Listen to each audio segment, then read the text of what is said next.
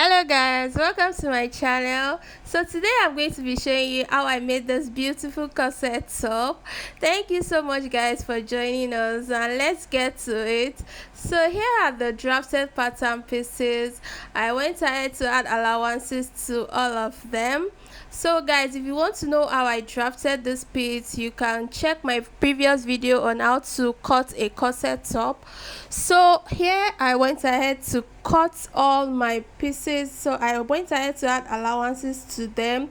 So if you can see, I'm placing the tape rule to show you the allowances I added to all of them. So I added 1 inch for the M side, and for the sides as well I added 1 inch. All the other parts I added ½ inch. So here is the bra cup I used for this tutorial. So you are going to be needing 2 pieces for this, and you're also going to be needing a stay. This stay is called wadding. So here are the pieces, here are the front piece. So I'm going to start by joining them together. I'm going to start by joining the dart pieces, the dart parts together. So here I'm just holding the ½ inch allowance I added to my drafted pattern earlier.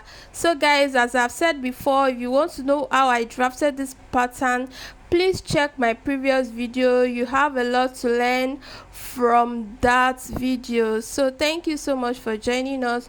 So here are the back piece. I'm just going ahead to join the dart allowance as well. So remember, we added ½ inch to that, so I'm just joining the ½ inch allowance that I added. So once you are done joining that, you're going to be joining the front and the back piece together.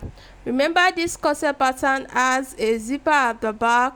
So now I'm going to be joining the 1 inch allowance we added for the side. So here I'm just going to be placing my tape rule, and I'm going to be sewing the 1 inch allowance we added previously in our pattern. Guys, if you look at this pattern, I did not add stay, I did not add anything to it, because this video I made it purposely for YouTube, so you can just add stay to yours, but that doesn't really mean anything. As you can see, my corset came out perfect and it was laying flat on my body even without the stay. So here I'm going ahead to cut the wadding for the bra cup side. So this is called a wadding. So it has a side that has gum, and there's another side that does not have gum. So you are going to be placing the side that has the gum up, and you are going to be cutting it in that manner. So you are going to go ahead to cut it full on all the pieces of the cup. So guys, remember, I have a video for this. If you want to understand the depth of this corset very well, please do try to check out the video, and please like the video if you found it helpful. Please encourage us by liking the video and subscribing, so we can get to post more videos like this for you. So here I'm going ahead to join the down part of the bra cup. So once I join the bra down part, I'm going to be joining the upper part. Remember, this is a 3-piece bra cup, so I'm going ahead to join the upper parts now. So once I join this upper part, I'm going to be making sure I iron everything out flat. So you're going to be ironing the inside, you're going to open it up, and you're going to iron it. Make sure you iron it very well.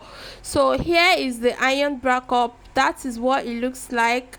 So now that I'm done ironing, I'm going to be placing the bra cup inside the space that is for the bra cup. So before I do that, I'm going to be adding the extra bra cup that I showed you earlier in the video. Then I'm going to be turning it with my lining. I went ahead to sew the lining part the same way I did the Ankara part. So now I'm just adding the bra cup into the corset.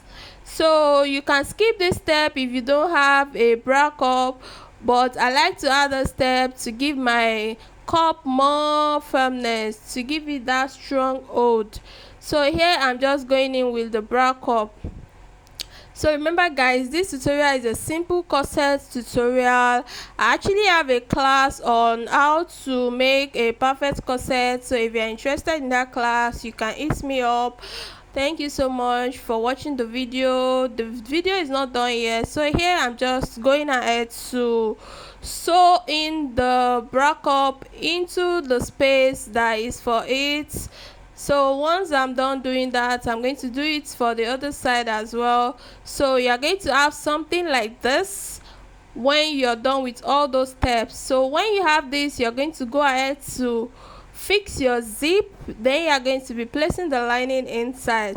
But before you do that, you're going to be needing something called a hemming gum for the neckline of this piece. This hemming gum helps the neckline to sit very well inside.